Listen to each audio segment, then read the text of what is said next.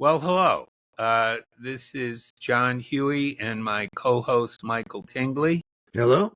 and we are here, of course, at the Sober Atheist podcast. We're here at episode 15, and this is an episode that was not anticipated until certain events caught up with us this past week.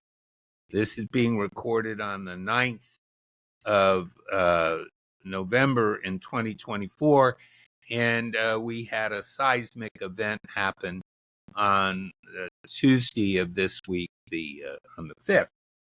And I decided and discussed with Michael what we should be doing about this, if anything.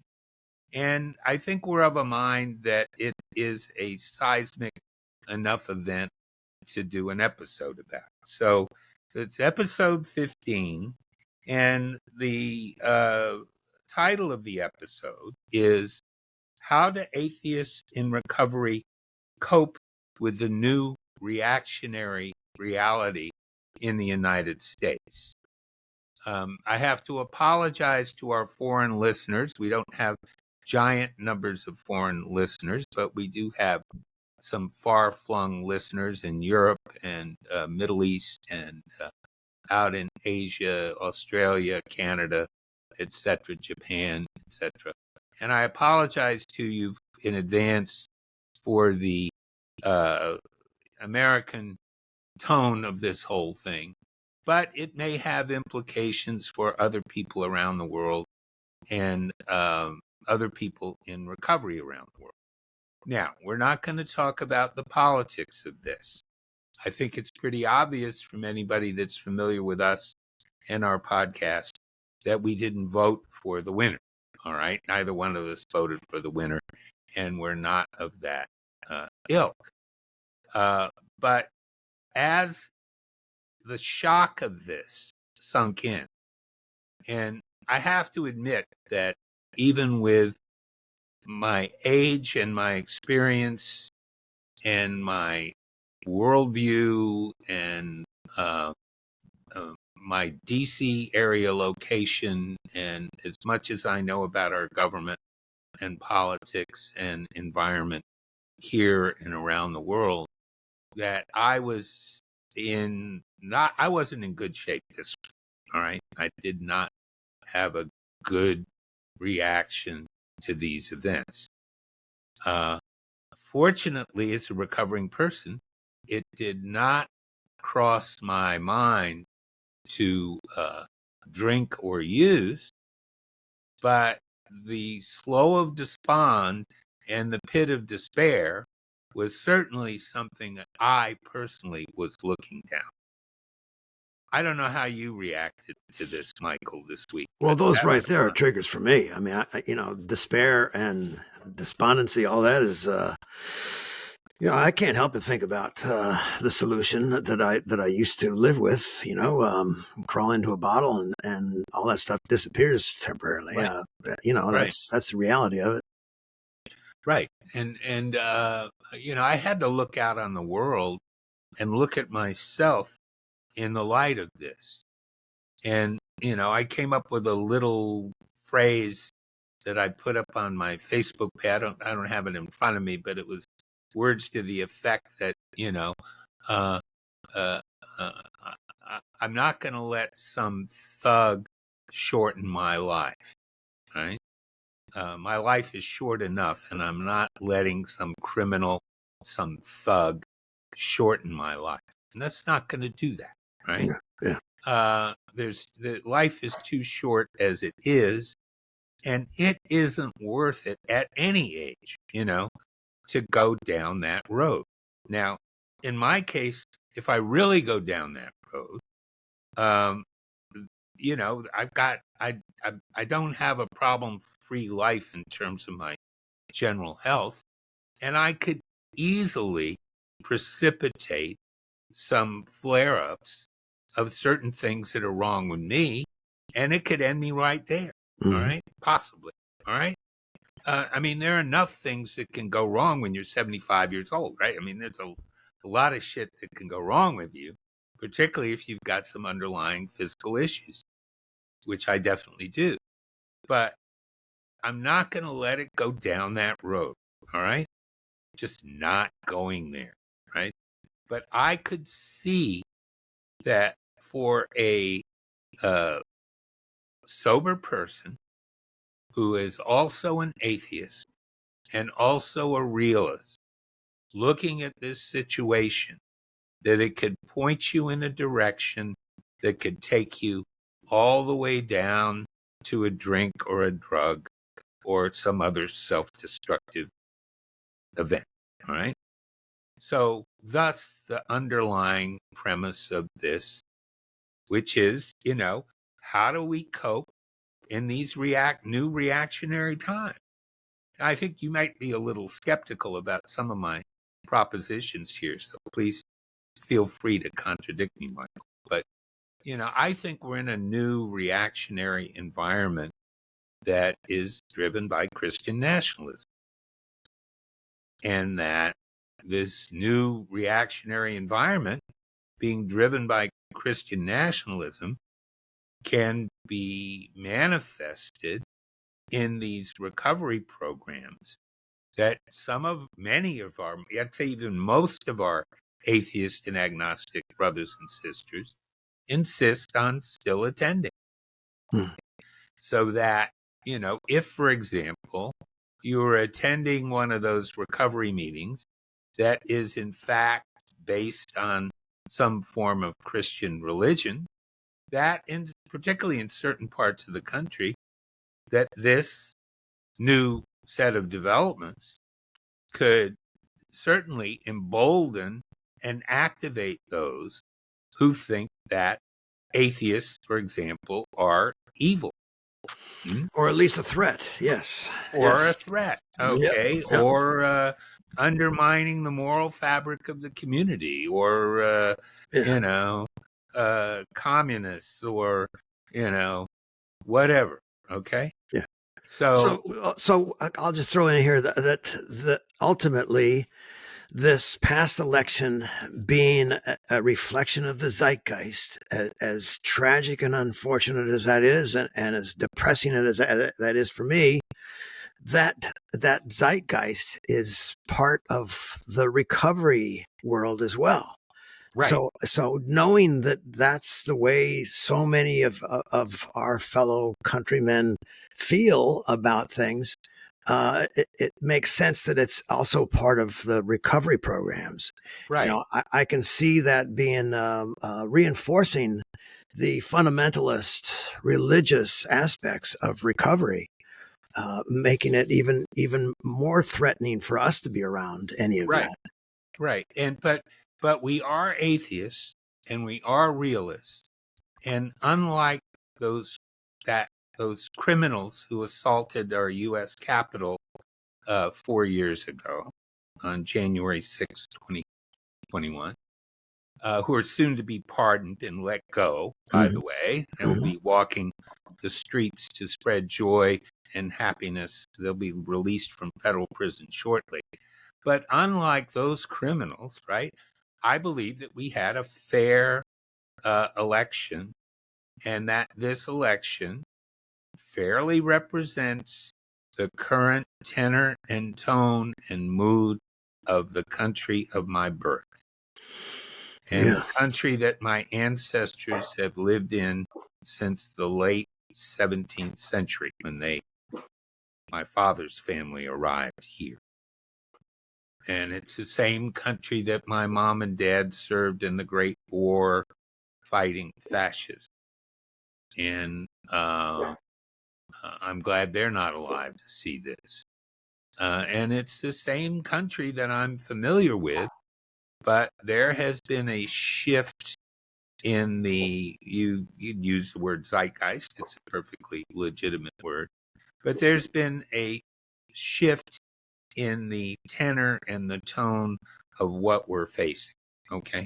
Mm-hmm. We see people, even like the owner of the Washington Post, running scared from this Yeah. all of a sudden. All right. Um, And we see the richest person in the world becoming involved in running the government of the United States. instead of tending to his many hundreds of billions, he's there helping to run the government of the United States. We see a lot of things happening that some of us will find be completely and utterly unacceptable, and we haven't even seen the half of it yet. So that's the general condition, but it's the fact. It's not a fantasy. We can't have some fantasy of anything changing anytime soon. It's going to be a chronic, daily irritant. It is not going away for at least the next 4 years. And for me at my age, 4 years is a long fucking time. I mean, if you're 20, it might be a different story. But for me, that's a long fucking time. So how in the hell am I getting, through this? We got to think this through, right? Emotionally, intellectually, and in terms of recovery and the programs devoted to them. Now, I've seen a rightward shift of my own, and I know this will be somewhat controversial to some of the people listening to A shift in the recovery world, you mean? Yes. Absolutely. All right. I was down at our conference that we had in Orlando in September, where I was a part of a couple of presentations. And maybe it was the venue. Maybe it was, I wasn't really happy getting on an airplane, flying down to Mickey World in Orlando in the land of Ron DeSantis. I was not, maybe that somewhat colored my view of the venue and the place. But the way in which things were being presented there was definitely more, and this has always been there from the first time we had our first international convention. I've been to all of the international conventions. There's been 4 of them thus far. And I participated in some of the virtual conventions we had too. We had a hiatus with the COVID thing. We were actually supposed to have a convention just down the street from me here in Bethesda. Now you're talking just about the convention of secular AA. Secular AA. Yeah, right. because regular AA has their conventions too. So regular AA they're going to have their international convention. Have you been to any of those? Actually, I wasn't presenting. I actually was at the first meeting they ever had at an international AA convention that featured a meeting for non-believers. Cool. And that was in Seattle, Washington in 1990 when I was just a few years sober. And I got in line and was a participant asking some questions and making a statement or two down there. I was a much more compliant and moderate member of that organization in those days, I have to say.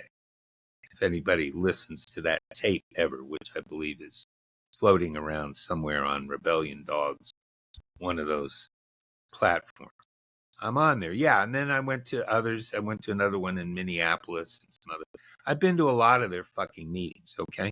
So this one recently in Orlando. What gave you the impression that it was rightward moving? Rightwardly, because the vast majority of the presentations and the ones that were prominently featured and promoted were in one way or another oriented toward accommodating the conventional program of Alcoholics Anonymous.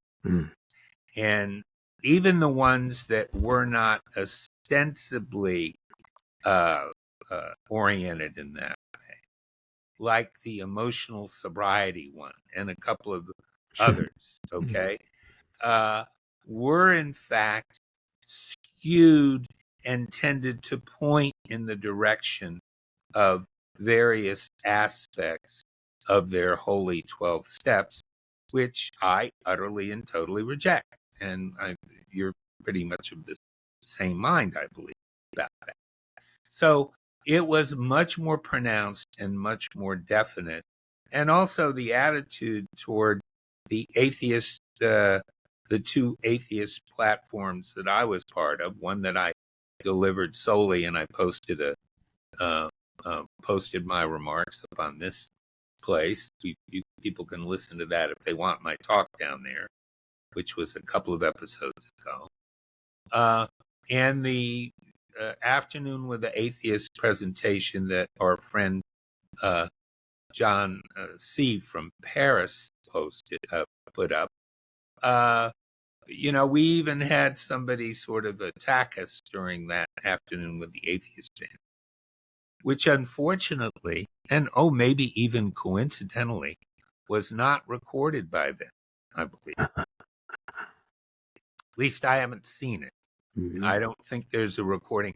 I made my own recording of my own presentation, which is what we managed to clean up from an audio standpoint and post a couple of episodes, because I didn't trust that mine was being recorded. I haven't seen an official recording of my presentation posted by them yet either.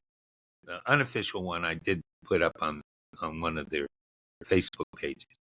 But, I don't want to go into a lot of granular detail about that meeting.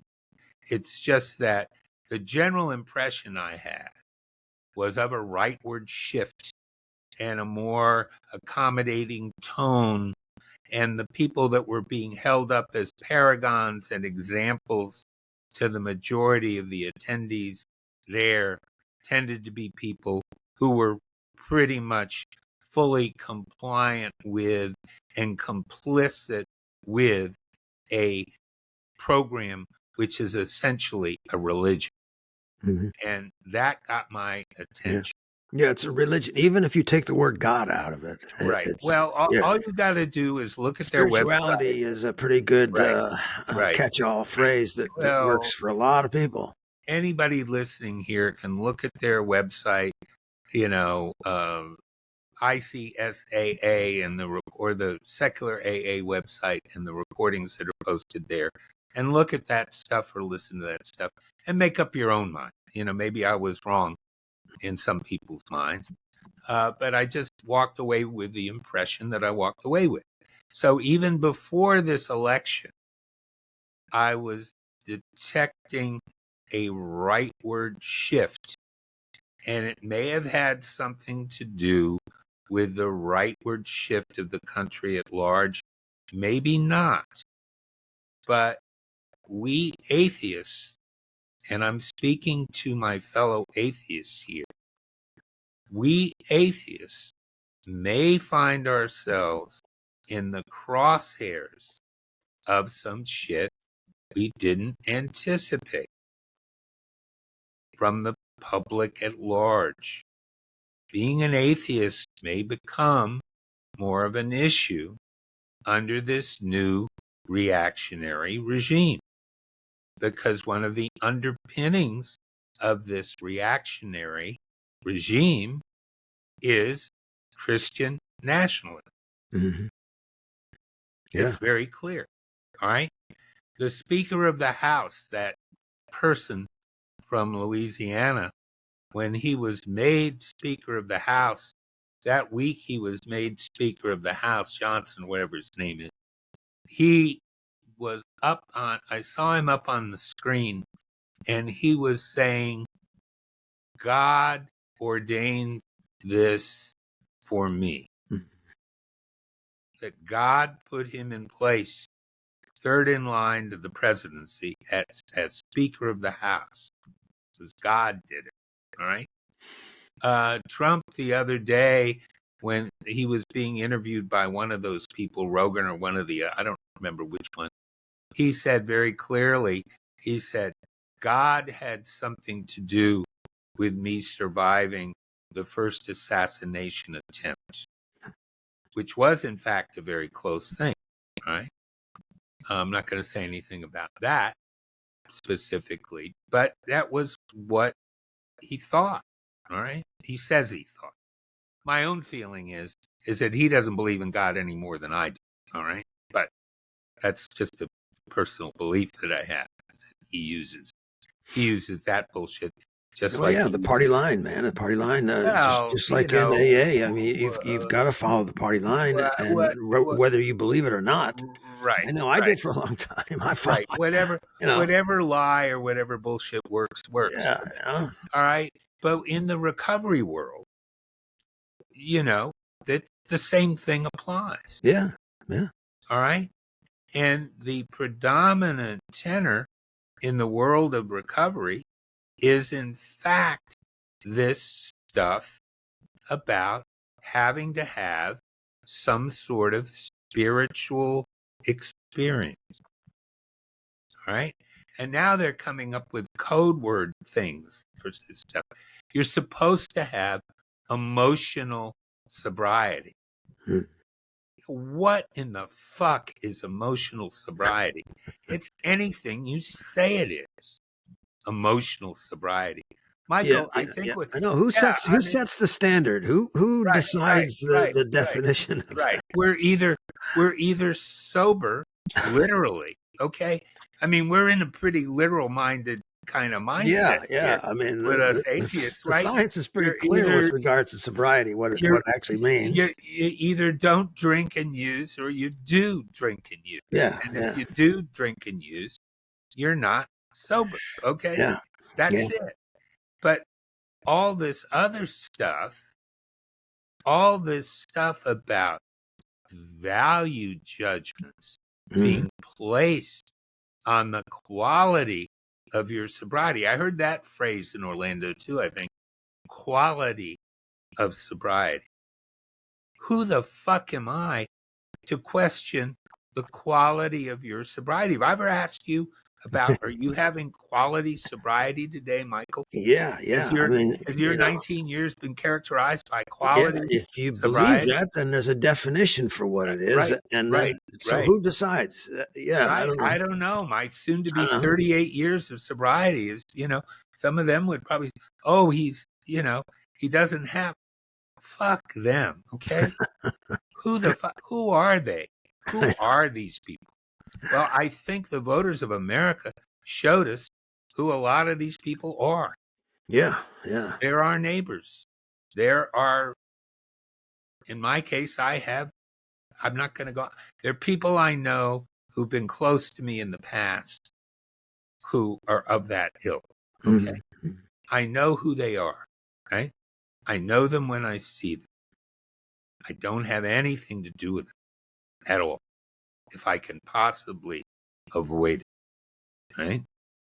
Uh, and now that I can pick and choose my work situation when I do work as a semi-retired person, I don't have to worry about any workplace stuff either. So I'm kind of exempt from some of the things, practical things that people have to worry about. And that's the other thing. You're a sober atheist. You're working in a corporation. You're surrounded by Christians. How do you cope with that day to day? That you're hearing this stuff. You go to certain parts of the country and you're introduced to someone, or you go move to certain. The first thing they ask you is, which church do you go to? Yeah. Which I've never had anybody in Bethesda, Maryland ask me which church that I go to, which is, I got that question when I went to AA meetings here in Terre Haute. geez. You know, I'd meet people and meet and say, "Oh, yeah, by the way, what church you go to?" Well, it's like anything else. We're being influenced by and associated with our environment if we choose to be. If you choose to knuckle under as a member of one of those programs that's religious based, you pretty much have to accept the unacceptable in your sobriety, Mhm. which is sitting there and listening to people go on and on about their spiritual condition or how their sobriety was enhanced and encouraged by the belief in something which clearly doesn't exist. Mm-hmm. I don't have that in my life. I don't listen. I don't have to listen to that shit. But there are a lot of people out there. There are probably quite a few people listening to us here who have to deal with that on a daily basis. Yeah. And my contention is, at this point in time, given this historical shift, that this crap is likely to get worse. Yeah, it brings up for me fear. I'm afraid to be vocal in certain company, and it's this political climate that makes it even worse. To really be honest. I mean, I remember when I first came to the realization that I really did not believe in God, and I was sitting in an AA meeting, and I was holding hands and saying the Lord's Prayer. But that's when it hit me that I was lying to myself. I wasn't being honest. I was being dishonest. And it also came pretty fast after that I had to be vocal about it. I had to be, in order to be honest, I had to tell people. I had to make the announcement that I was an atheist. And now in the political environment we're in now, it's scary. It's scary to think that, first of all, I mean, I didn't put a yard sign out in front of my house for the campaign this time. And that was, I've never not put out a political sign on my front yard ever since I've lived here until this election, per fear of the reaction that people would have. Also the fear of people knowing that how I stand and knowing how they stand. And it's the same way with in an AA meeting. If I was afraid to be honest about the fact that I'm an atheist, now I'm afraid to be honest about the fact that I feel like shit since this election, and it weighs on my brain. But I can't really be vocal about that. I gotta still have to be careful. And I think that's a problem, especially in the recovery programs, that we can't be honest and say, look, I'm an atheist, because right away that you're threatening all those people that are believers. And the reaction against being threatened, it can be very, very violent. I mean, it's scary. It's scary to be in this moment. Yeah, well, intimidation is the name of their game. Mm-hmm. With people like us, and I'm saying people like us, left, liberal, atheist types, right? To be afraid means, to a great extent, they've already won. Yes, that's yeah, and that's, I feel Once bad about we're that. afraid, they've already won. And I said to somebody in another context this week, we're not going to really know who has physical and moral courage about all this until the shit really hits the fan. And then we'll figure out and we'll see who really has physical and moral courage. Myself, I experienced a lot of difficult and threatening situations in my business overseas. A couple of life-threatening situations, and I've had to literally escape across a border and stuff like that. Okay, but I've never been faced with this level of intimidation in my home or on my own street or in my own neighborhood or in my own city, which I consider Washington, D.C. still to be, even though I live a couple of miles from the border here in Bethesda. I still consider myself a Washingtonian, living there for many, many years inside the city. And I'm there frequently. And I'm likely, and we're likely, to see some things here that we've never seen before. Okay? We don't know what's going to happen. So on that part, we don't, I personally, I don't know where I'm at with that. I mean, I've got certain physical limitations and other things that might get in the way of being active in certain ways.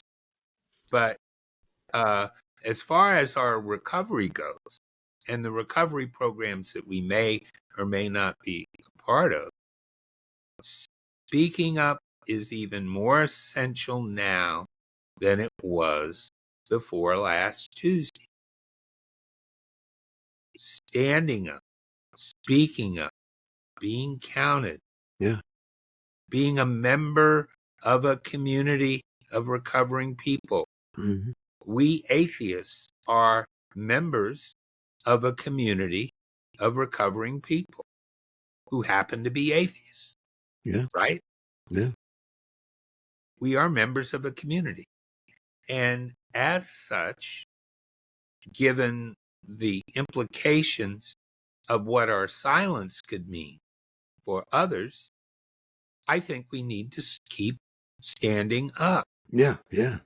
And Even, encouraging people to do the same. right, Yeah. even amongst our fellows who say they're secular, who are behaving otherwise, and Yeah. using this passive aggressive horse shit like emotional sobriety, this bullshit, to get you in a corner, to Mm-hmm. intimidate you, to make you compliant, Right. to make you complicit with a set of ideas and ideals you do not hold. Okay? Out there in the world at large, it's going to get dangerous not to comply. That's what I see coming. I hope I'm wrong. I hope I'm off the mark. But I see the time coming soon where people are going to be intimidated. For example, there are proposals at foot within this incoming administration to start combing the records of political contributions of all people who are at certain levels in the federal government, and then reclassifying their positions from civil service positions to at-will politically appointed positions, and eliminating anyone who's made a contribution to the Democratic Party or a Democratic candidate. That's real, okay? That's like physical intimidation if it comes about, which it hasn't yet, all right? And it may not. I don't know. There may be something that happens that prevents that from happening. And I'm not suggesting that any sober people are going to knock on your door and give you a litmus test about what you do or do not believe as regards a conventional recovery program. But when you're sitting there being told that the paragons of virtue in recovery are people that are complicit with that, that's passive aggressive behavior, intimidation by inference. You can be intimidated by somebody inferring something, right? You can be intimidated by somebody giving you an example of exemplary behavior that is not in accord with your own long-held personal beliefs. You can be bludgeoned in all kinds of ways, right? Yeah. And when you add that to the external forces that may be applying themselves on a societal basis, you could get in a situation where you just say, fuck all of this. I need to check out. Yeah. Yeah. That's a or to look at the temptation. general condition of despair and succumb to it. Yeah. To extrapolate your personal problems to your, ongoing commitment to abstinence and lose your sobriety that way by thinking that somehow you will have relief from some of these problems by going back to your former behavior because you're feeling so fucking bad right now. Well, I'm not feeling that bad. I'm not the sweetest, most, personable guy in the world, but I'm actually, I was telling you before we started this today, when I look at the general condition of life, I look at the condition of my relationships, the condition that I live in physically, the length of time I've lived, and the experiences that I've had, and my clarity of mind from the decades and decades of sober living that I've had, I don't have any complaints, really, right? I have worries. I have concerns. I see things happening in the world that are deeply disturbing and threatening. But when I was going down, like Tuesday night, when I saw what was happening, I was going down. I was hitting on the downward. I was really going down. How could they do this? How could this be? How could this awful, which I truly believe was awful, awful thing, how could this awful thing happen? And then I had to come somehow bottom out on that emotionally and understand, who the fuck are you? You say you're an atheist. You say you're a realist. You say, to a certain extent, you see the force of history through a modified view called dialectical materialism, not the communist view, but a world view based on a continuum where the longest long-term continuum tends to go toward some form of human progress, right? Mm-hmm.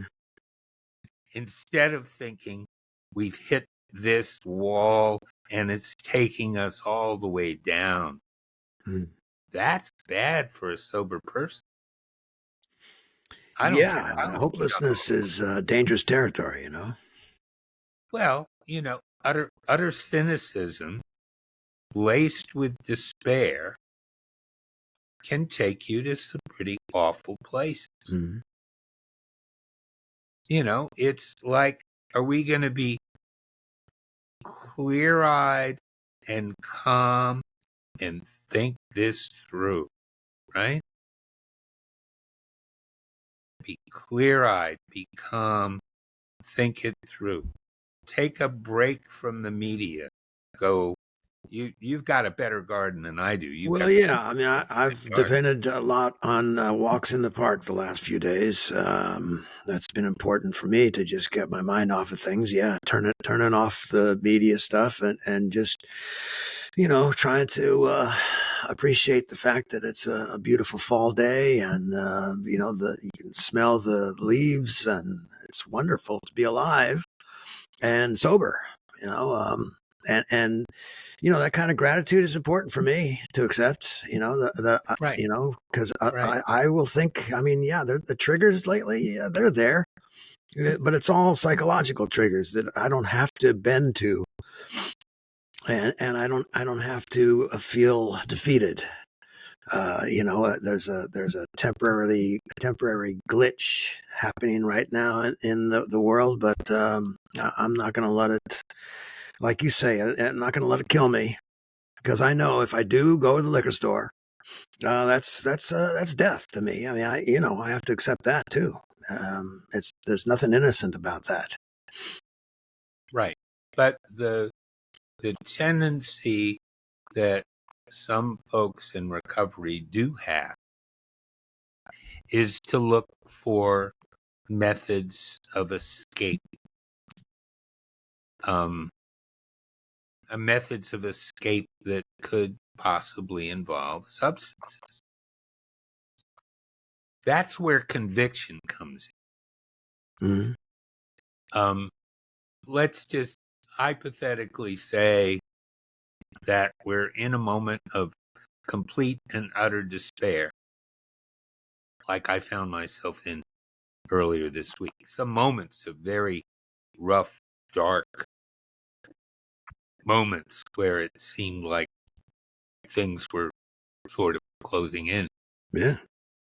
The only the one thing that really brought me up and really brought me out of it was the fact that how could I, after all this time, after all these years and all these struggles, how could I allow myself to succumb to someone or something like this?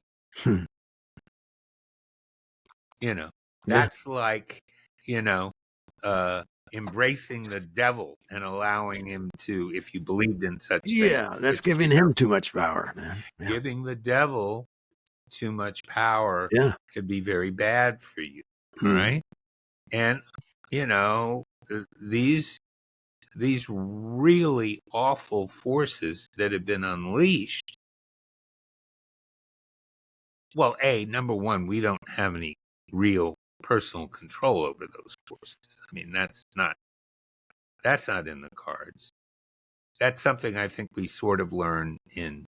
We don't have a personal, uh, the personal ability to reverse anything in that sense.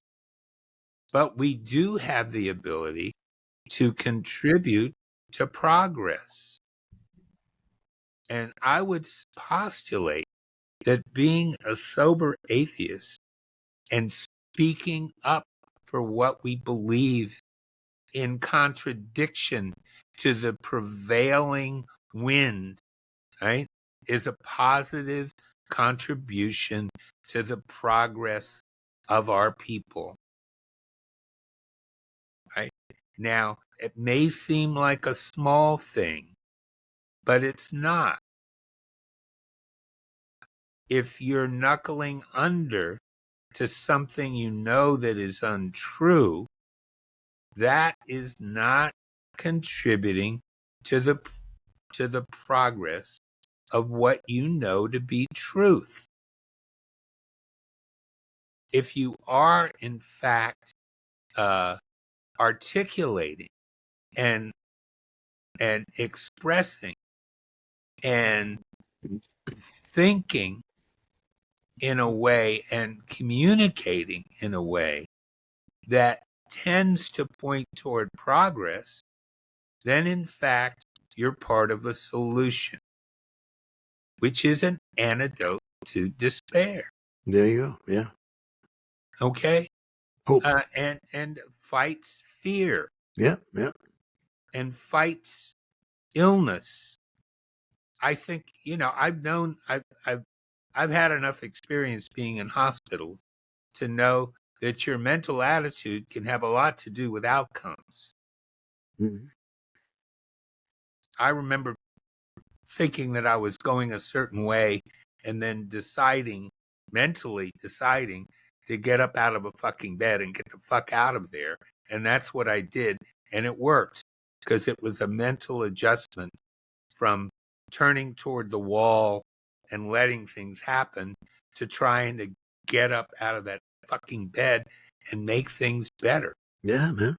And we Positive can, strength of will. and no Yeah. matter how much pain the current situation is causing or will cause us, we can choose to tend toward progress and get up off of that bed of pain and move on and move onward Yeah. Yeah. and try to contribute. Now, are our contributions going to be successful? You know, I certainly haven't been successful in changing the overarching mood at that convention that I've been going to for years now. Yeah. I've been viewed in all kinds of ways, but I'm not going to stop trying to make a contribution. Yeah. because I happen to know that it's important because people have approached me and Mhm. told me that it's important. And it's also just important for yourself to be honest. I mean, that's such a Well, a you know, key for me is that honesty, man. You got to be honest with yourself first of right, all. right. Well, I've used this quote a million times, and Saint Robert of Zimmerman, a Minnesotan of note, before he became a Christian in 1966, said, "To live outside the law, you must be honest," Hmm. which I would interpret in this context. To live outside of the norms of what's considered to be the optimal sober life, you've got to be honest with yourself. There you go. Yeah. And when you're honest with yourself, you approach a state where you find a great amount of joy. If you knuckle under, you may be okay for a while because people accept you and are sweet to you and tell you you're on the right path and all of that stuff.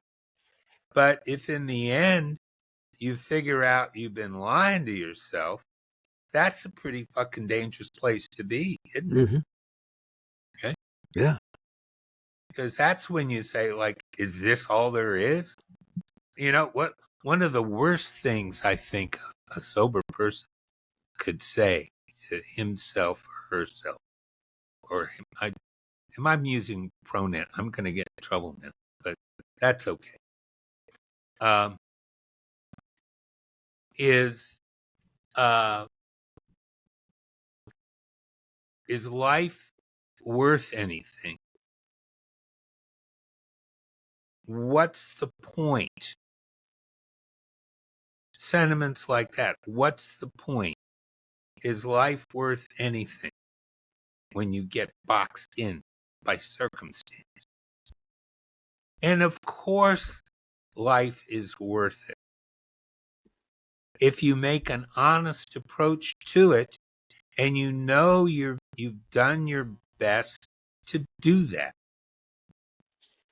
Yeah. Life is self-affirming in and of itself without the validation of some exterior system of belief that you may not subscribe to. Life itself is affirmative if you're embracing it, right? There you go. Yeah. If you're working toward it, right? But you're not working toward life as I define it for you. You're working for life that you define for yourself. We atheists do not define your sobriety or your life for you. These Christian nationalist right-wing nuts that are taking over the United States of America will be more than happy to define you for them Mhm. in a way in which, in a manner in which, in a context in which is acceptable to them.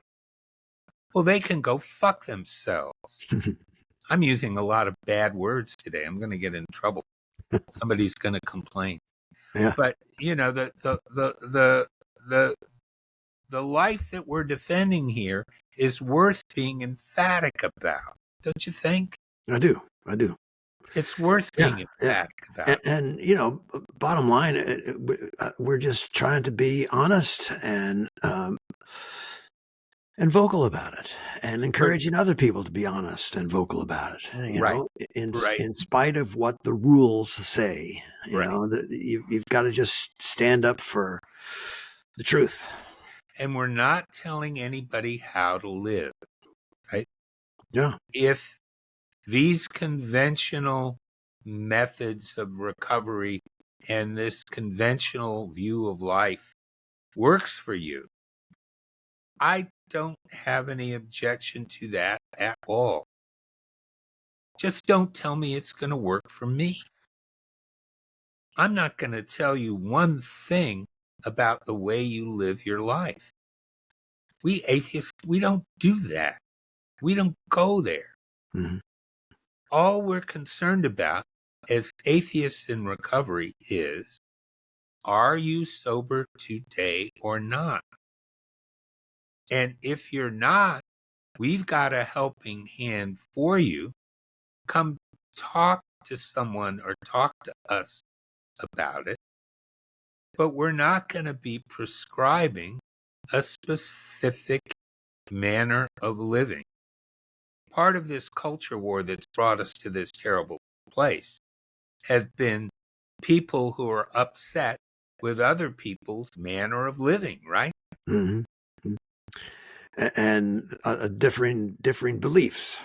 And Yep. differing views of gender, differing Everything. Yeah. views of family, The difference. differing views of all of these elements Yeah. that the Christian nationalists want to make as the only standard for life of an entire diverse population. And don't think they're not going for that, because they are, right? But we're not buying that. We're not buying that at all. But we're trying to confine ourselves, Michael, I think, to our own little world. I didn't want to make this one a call to action or anything like that in the wider world. That's everybody's individual choice. But what we are discussing is a manner of thinking or a manner of living that can make life tolerable and productive for atheists in recovery without having to incorporate other things that may not be applicable to us, right?